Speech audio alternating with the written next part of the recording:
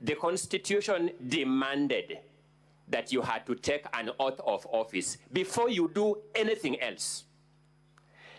I now understand better why that oath of office was prescribed and why it was framed the way it was framed.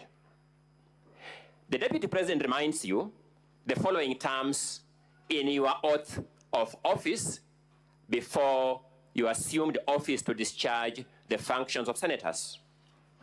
You have to bear true faith, and allegiance to the people and the Republic of Kenya.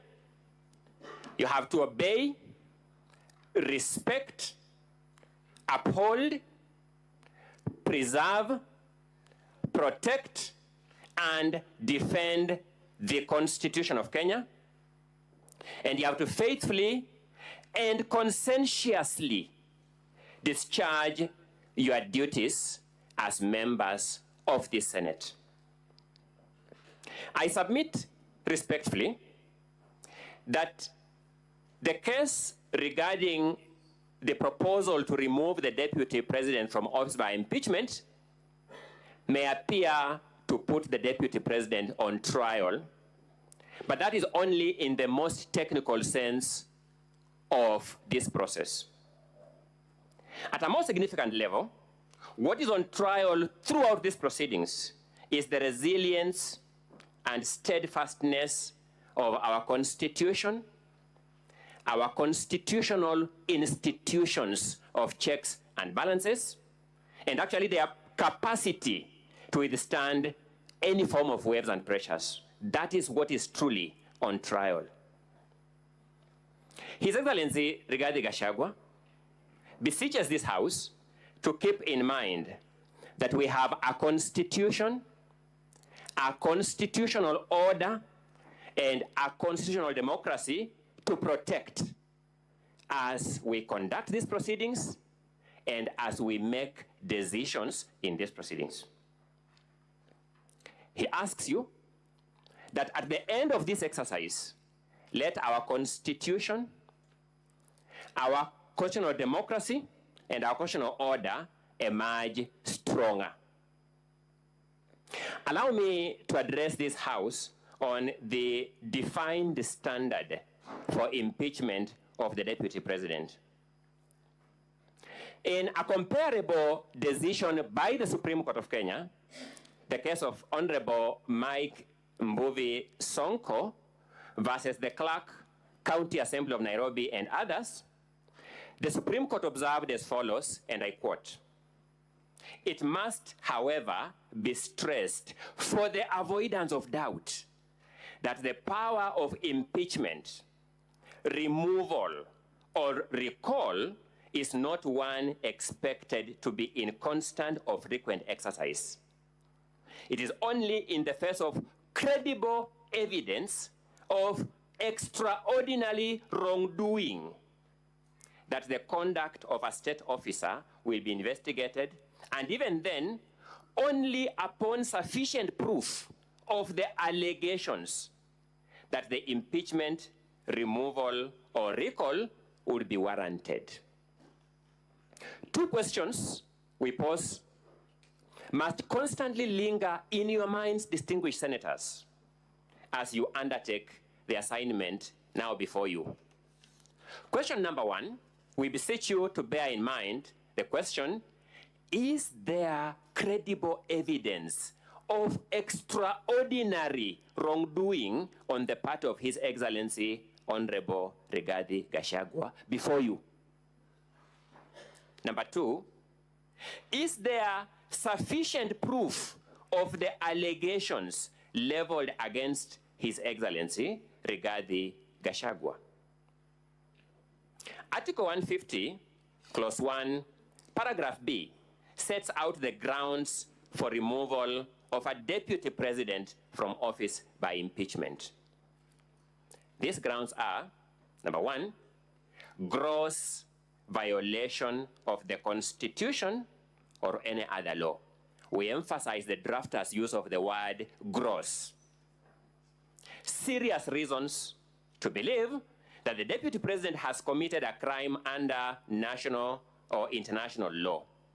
Again, we emphasize the word serious, then gross misconduct.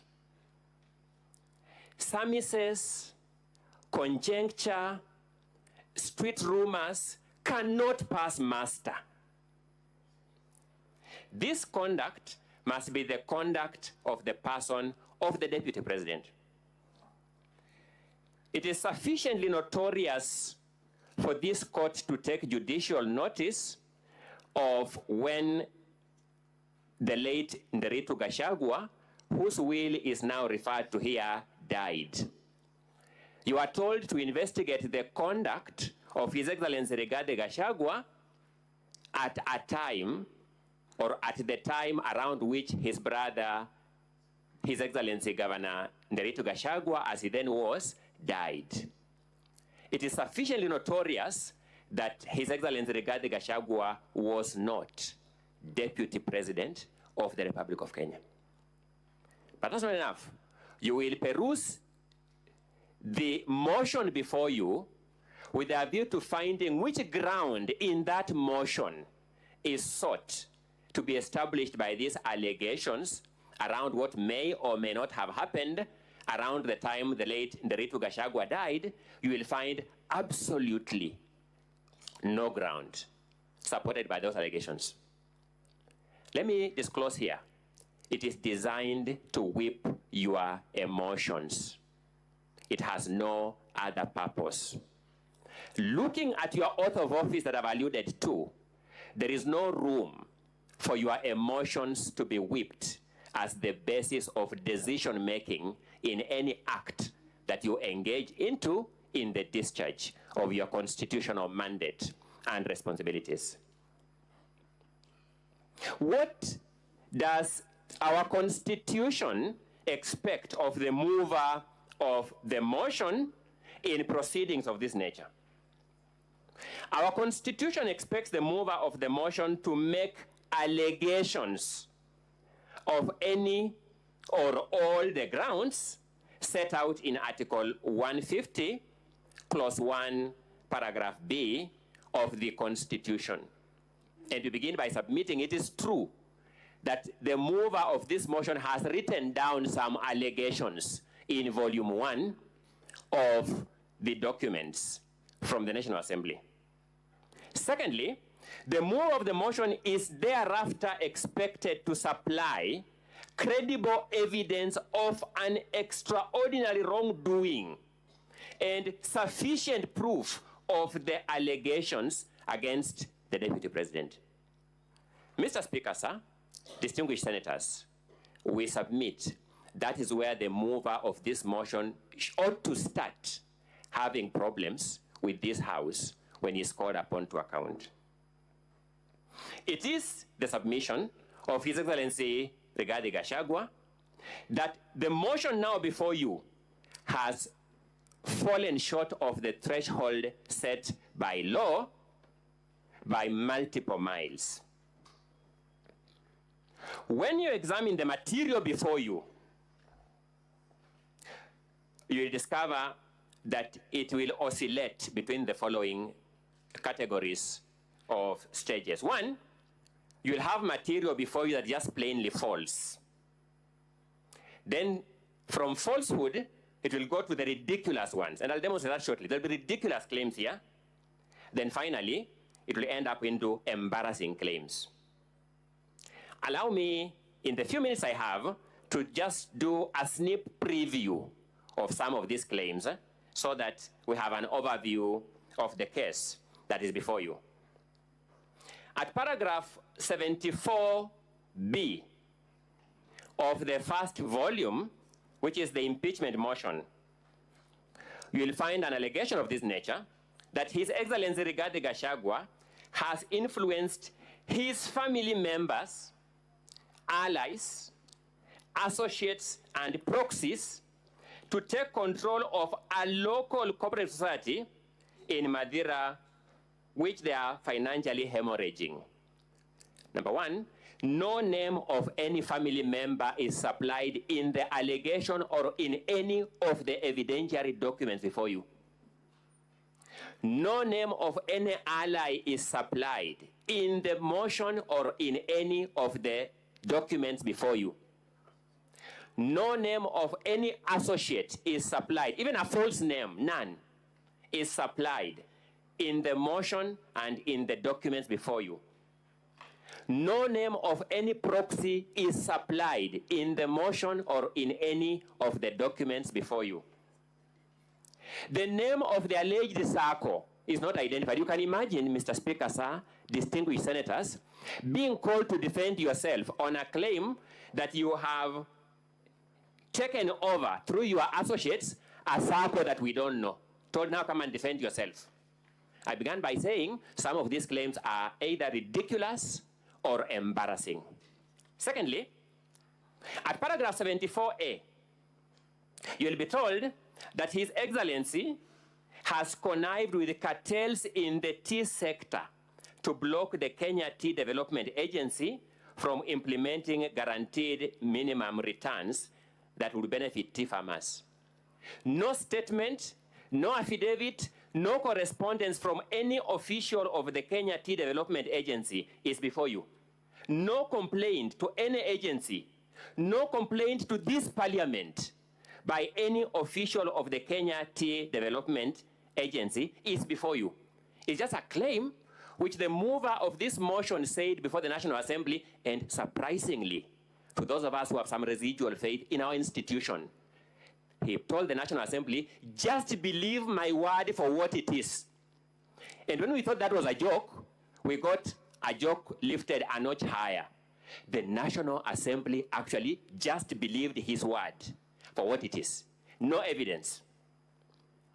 Nothing in the affidavits before you addresses anything about the Kenya Tea Development Agency. Nothing in the 5 affidavits before you.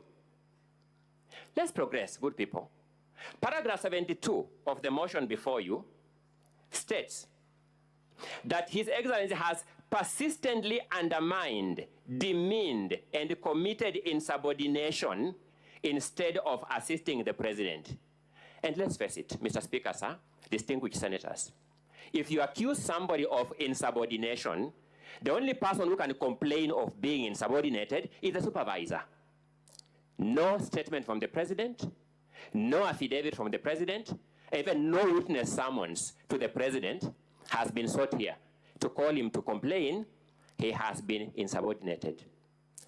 The Deputy President, when he received this motion, wrote to the Secretary to the Cabinet requesting to be supplied by all assignments given to him by the President and any that he has not delivered. To date, as we stand here, we have not received a response to that letter. And yet we shall be told, just believe the mover of this motion, the Member of Parliament for Kibwezi West constituency, that when he is oscillating between the National Assembly and Kibwezi West to serve his people, he knows better than the supervisor of the Deputy President that the Deputy President has insubordinated his boss. I began by observing they will move from the false through the ridiculous to the embarrassing, and these are the claims before you. At paragraph 64, paragraph A of the impeachment motion, you will be told that His Excellency, the Deputy President, said that he would present a petition for the removal of Justice Esther Maina from office, which he has not done to date. Mr. Speaker, sir, my eyes are normally problematic, so I will not know the time allocation. 15 minutes. Thank you so much, Mr. Speaker, sir. The claim is that His Excellency publicly said that he would present a petition for the removal of Justice Esther Maina from office, which he has not done to date. That's the complaint. Evidence is before you that there is a pending complaint by His Excellency, the Deputy President, before the Judicial Service Commission. So the mover of this motion first has perjured himself in his affidavit by saying that each of these facts are correct, when this fact is false, by evidence available. You will find that paragraph 34 of the motion before you, it says that His Excellency falsely threatened to file a petition for removal of Justice Esther Maina. How can the deputy president be accused of falsely threatening when in fact he has filed the complaint? Where is the falsehood when there is a pending complaint? That complaint is before you in the deputy president's documents for your own perusal. I began by saying they'll move from the false through the ridiculous to the embarrassing. At paragraph 78C, you'll be told that His Excellency routinely summons procurement officers in ministries and state institutions and instructs them to direct procurement of goods and services in a specific manner. No officer from any ministry will swear an affidavit claiming to have been summoned to award any procurement for any goods or any services in a particular manner. In fact, what you'll have before you is actually very ridiculous. You will be told that there was a tender for supply of mosquito nets that was cancelled in May 2023. Then a local company that was an agent of the supplier was following for the return of its bid bond in July, 2 months after the cancellation of the tender. How can you influence a tender that was cancelled 2 months ago?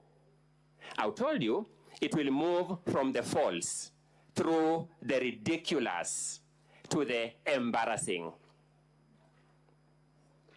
Now, the more interesting one is at paragraph 78A. You'll be told that His Excellency bullied Kenya Medical Supplies Agency officials into awarding a tender for the supply of mosquito nets to Crystal Limited. Good people, Crystal Limited was not even a bidder for that tender. He pressurized people to award it to somebody who is not even a bidder for that tender. I observed it will move from the false through the ridiculous to the embarrassing. Those of us who understand this motion for what it is, understand why these panel beating maneuvers are being tried here. The motion as presented and approved by the National Assembly will remain in our constitutional history as the most embarrassing motion ever approved by a House of Parliament in the Commonwealth. We respectfully submit. You'll be told at paragraph 58 that His Excellency is reasonably suspected to be the principal beneficiary of what are called dubious transactions by Lusona Events Limited. You will then go to the allegations on Lusona Events Limited, and you want to see those transactions, how are they terminating to the deputy president? You'll not come across any connection. They'll just say, a director of this company withdrew some money from his own company. The deputy president is a director. None of his family members are director. That person withdrew money from his company, bought a motor vehicle in his own name. The mover will say, I'm therefore drawing a reasonable conclusion that the deputy president is the beneficiary of this. Good people, the word reasonable has meaning known to law. I submit very respectfully that this falls short of the definition of the word reasonable suspicion. I submit it actually gravitates towards unreasonable suspicion. Now let's look at this. You'll be told that His Excellency has acquired 40 acres of land in Kakuret, Kamburaini in Nyeri. Evidence before you will show that this is land that the deputy president in fact bought from a current member of the National Assembly. So he knows that member. In 2015, before he even joined state office as a member of parliament, you are told that the purchase of this land in 2015 shows that in the last 2 years, the deputy president has amassed immense wealth. I began by saying, let's be elementarily decent. One of the most frustrating things about preparing for such a hopelessly conceptualized, hopelessly crafted, and hopelessly presented case is that you begin doubting yourself because you begin wondering, what am I not seeing?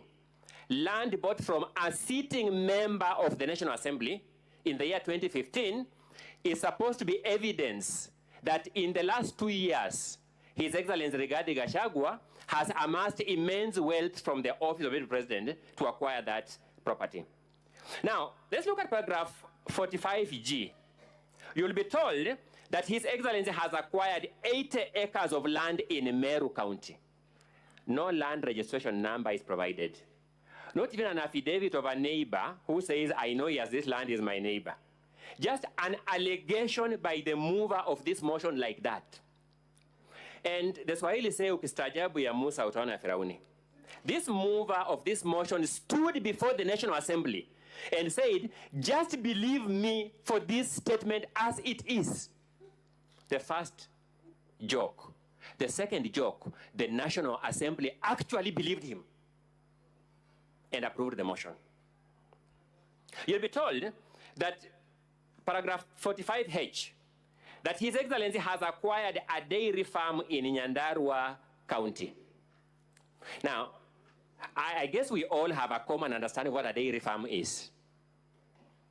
His Excellency has no dairy farm in Nyandarua County. The move of this motion does not give us any evidence of this dairy farm in Nyandarua County. You'll be told that His Excellency has used the office of the Deputy President to corruptly influence unnecessary and expensive renovation of his official residence in Karen and Mombasa. What will shock you is this, good people. The contract for the renovation of the official residence of the Deputy President was signed by the controller of State House. Unless the move of this motion wants to make a claim that the Deputy President conspired with the State House to have this contract executed. Number two, it will be known to all of us as members of Parliament that the money for renovation of this official residence was approved by the National Assembly. Is the National Assembly conceding that it approved money for unnecessary expenditure by government? How can the National Assembly approve money for use for renovation of the residence of the Deputy President, then after that money is used for the intended purpose, the renovation of the official residence of the President, now drag the Deputy President for impeachment for the reason of that renovation?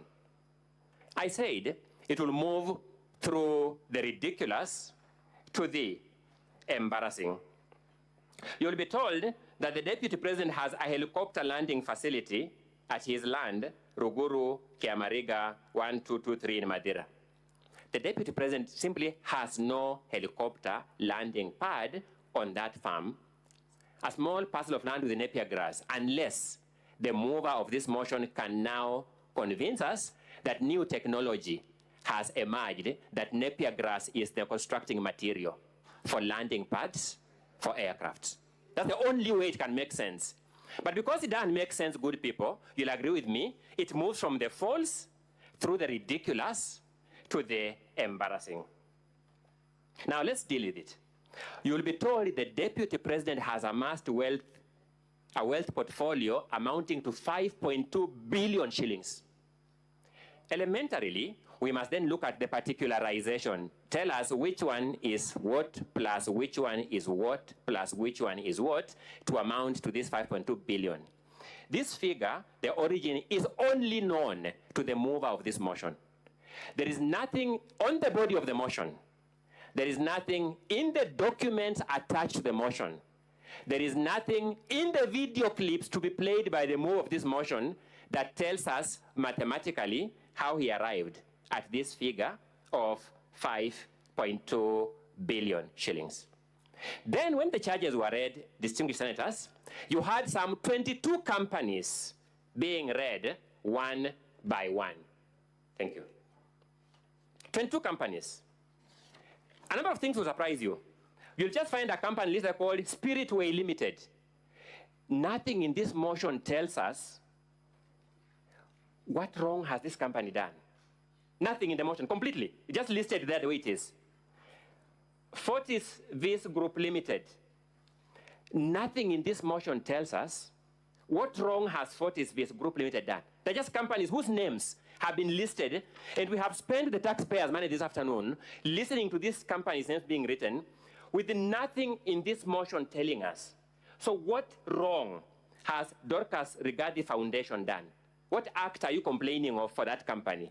What omission are you complaining of in respect of that company? Heartland Supplies Limited, you just find a name of a company there.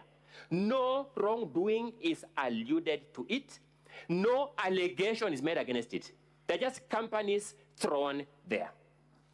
Distinguished senators, the Romans called their assembly, which was the equivalent of this Senate, the patres. It was an advisory council. That name was derived from an old Latin word meaning father. Senate